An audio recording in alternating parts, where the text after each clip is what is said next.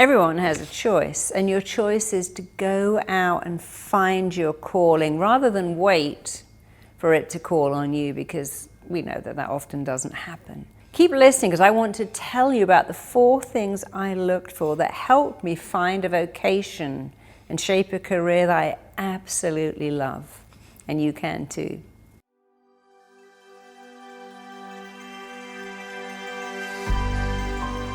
I didn't plan to be a therapist. That wasn't my career path, and I didn't start as a therapist. I planned to be a teacher. I wanted to be a child psychologist, but actually I abandoned all of that, and I actually went to America and taught aerobics for Jane Fonda instead, and that was fascinating for me. Because it was while teaching for Jane Fonda that I noticed how many girls at Jane Fonda's workout studio in Robertson Boulevard in the 80s were bulimic or anorexic or exercise compulsive or body dysmorphic or indeed orthorexic. I saw right in front of my eyes women with all kinds of food issues, and that fascinated me, and it led me to training in hypnotherapy as the fastest way to fix that. I also happened to be very lucky. I lived in West Hollywood with 2 roommates. One was bulimic, one was anorexic. One would cry all night while eating a whole cake, the other would eat 1 frozen grape an hour.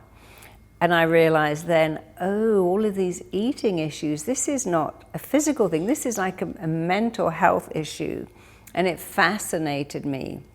And it was such a catalyst, because I knew, wow, if I could understand the psychology of dieting and the psychology of bulimia, I could help people.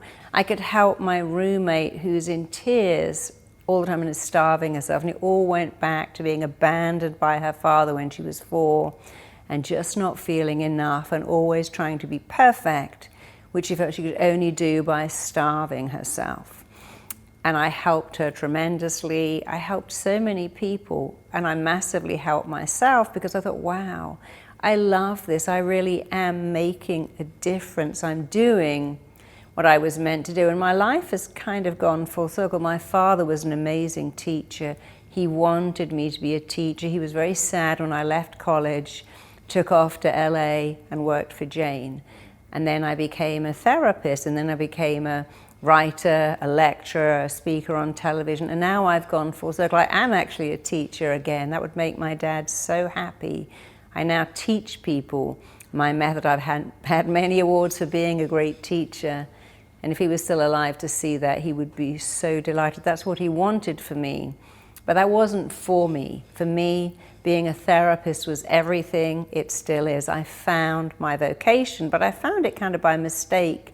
I thought I was going over there, and I kind of went around here, and I kind of ended up over there anyway. So I realized that was my calling. You know, certain things have happened to me. When I'm in the office with a client working, I feel so good. When I'm on stage speaking to an audience, I feel so energized. I know, oh, this is what I'm meant to do. I know it because I feel so good. I never wake up thinking, oh, I've got to go to work today. I've got to see a client. I love my job. 30 plus years later, it still excites me, it still thrills me. Every client gives me something. And I say to everyone, my clients have taught me everything. They have been my very best teachers. So you see, being a therapist, particularly with the results that I get from RTT, it's so rewarding, it's so gratifying, it's so fulfilling. It's just amazing for me when I meet people who come in and say, you know, I can't get pregnant, I've got unexplained infertility, I'm trying to adopt, but apparently I'm too old, and I just feel nature has been so cruel. It said, no, you can't have a baby, and that's all I've wanted. But when I use RTT and go back, and here we go back to a scene where they're 17 or 16 or 15, and they think they're pregnant and they're in absolute terror. Their father will be furious. Their mother will be devastated. Their school will probably make them leave. And they have so much pain and fear to the very idea of being pregnant. And of course, when you're in fear, your mind is searching what's causing the fear. Oh, being pregnant. And when you say things like, this is a disaster, this is a nightmare, this is going to kill me, your mind goes, well, you don't want that. And of course, then the same client will say, but then I found out I wasn't pregnant. And I went, oh, joy, oh, this heaven, oh, yay, oh, I'm so happy now I'm not pregnant. Now the mind has got very confused. Being pregnant is pain and terror. Being not pregnant is joy and delight. And just unpicking that for a client and having them see that what happened when they were 16 is different to being 35. Those same parents would be dancing in the street with joy when they knew they were going to become grandparents. Getting them to change their thinking, to see that the event affected them, but the meaning they attached to it affected them. Even when changing the meaning, I'm ready to have a baby, I'm married, I love my partner, my parents will be thrilled, can undo unexplained infertility. I have many pictures of babies all over my office. People said, I never would have had this baby if I hadn't come to see you. If you hadn't got over my fear of giving birth, my fear of conceiving, my fear of being abandoned by my husband when I had a baby, because that's what my father did to me. If you hadn't removed that fear, I may never have this baby. And so it's immensely rewarding. When I work with children, a grandmother rang me up several years ago and said, my grandson cannot physically go through the gates of the school. He's being bullied and he's just in such a bad way. Can you see him? I said, yes, bring him to me today. She did. The next day she went, wow. He got up, he went to school. I've just called the teacher at lunch, and this is absolutely fine. He's like a different boy. What did you do? And she said, I love the fact that you gave him his confidence back, his sense of self-worth. You made him feel strong and valid. And the simplest little things, to helping a child with night terrors or a child who wets the bed, to helping an adult go and get the job of their dreams or the relationship of their dreams, or indeed have the body they've always wanted, is just amazing. And so when I became a therapist, I had some things I was looking for. One was a job that gave me meaning, purpose, and fulfillment. I knew I was going to do this for my entire life. I saw my father loving being a head teacher so much, and I wanted the same thing. I had to have a career that fulfilled me, that made my heart sing, that was what I was meant to do. Another priority was lifestyle. I was a single parent, and I didn't want to put my child in daycare at 7 a.m. and pick her up at 7 p.m. and be so tired and commute into the city. I didn't want that. I wanted a job where I could take her to school, pick her up, be at every sports event, be home if she was sick. I wanted to be there for my child. And there were very few careers that allowed me to be with my child except being a therapist. I was working in the house when she was a tiny baby. I could work around her sleeping. I'd have an au pair come in and sit with her. I had a nanny share, so during the days that I was working, the nanny would take her to the park or just play with her in her room. I felt so blessed and gifted that I could be at home. Many people I train say that it's the hours, the freedom. I take my kids to school, I pick them up, I'm looking after an elderly parent. I have other commitments in my life, but I can do this.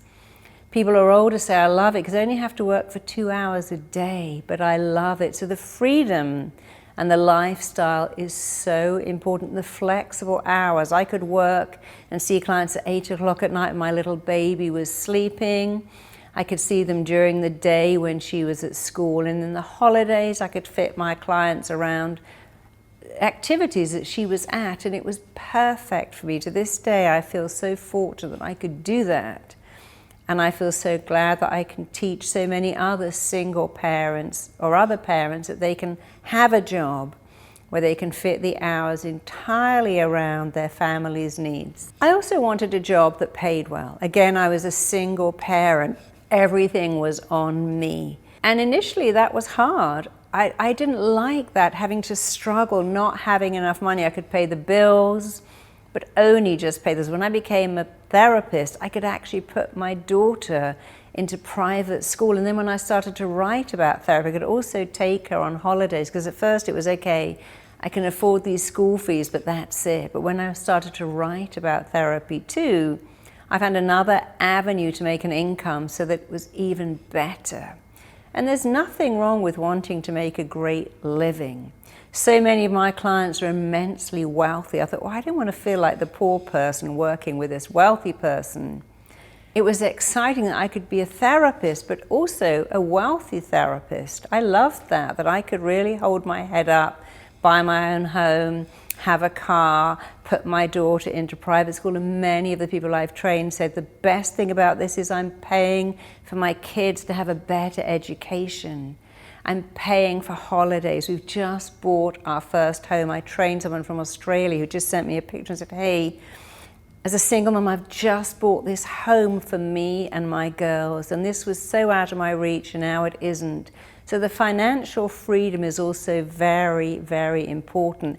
And being your own boss, not having to ask for time off, is a wonderful thing. But aside from the freedom, aside from the fact that it actually paid very well, aside from the fact that I could always be there for my daughter and be my own boss, the best thing by far that cancels out all the others was that it allowed me to align with my instinct. I love nurturing, I like empathy, I love helping people, I love knowing that I can make a difference. I love knowing that somewhere in the world someone is having a better life right now because of what I do, what I've taught someone else do. That is the most amazing thing. My father taught me that.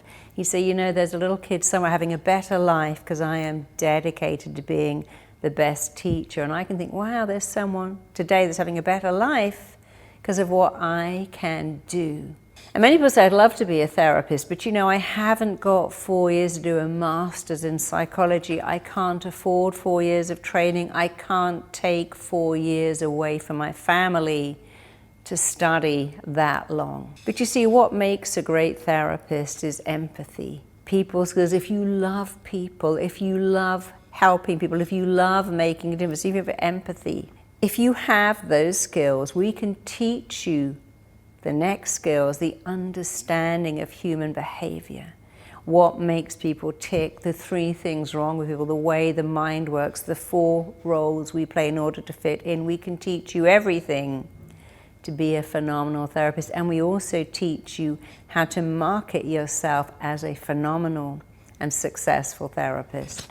So if being a therapist is something you want, if it would allow you to make the impact that you would like to make, if it would allow you to use some of the strengths and skills you already have, and if you'd love that lifestyle, those working hours, the freedom to be your own boss, set your own hours, but more than anything, make a huge difference to other people's lives. And by the way, when you do that, you cannot help but make a huge difference to your own. That's why I would never do anything else ever. I love being a therapist so much because I've given a lot to other people. They have given so much to me. It's a real win-win-win career, always. If you'd like to do the same thing, click the link below.